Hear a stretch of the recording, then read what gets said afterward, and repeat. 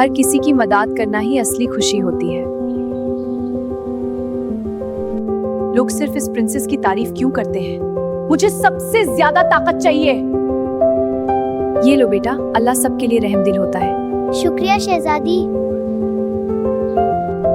अगर मैं प्रिंसेस को बदनाम कर दूं, तो सब मुझे याद रखेंगे। सच कभी छुप नहीं सकता, मुझे यकीन है।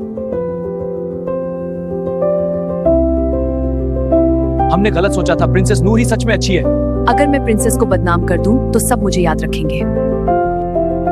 मुझे माफ कर दो, मेरा दिल बुराई से भरा हुआ था। माफी सबसे बड़ी ताकत होती है। आओ हम मिलकर अच्छा काम करें। इस कहानी से ये सबक मिलता है कि अच्छाई और सच्चाई हमेशा जीत जाती है। अगर ये वीडियो अच्छी लगी तो हमारे चैनल को सब्सक्राइब करें और वीडियो को लाइक करें। मिलती हैं फिर।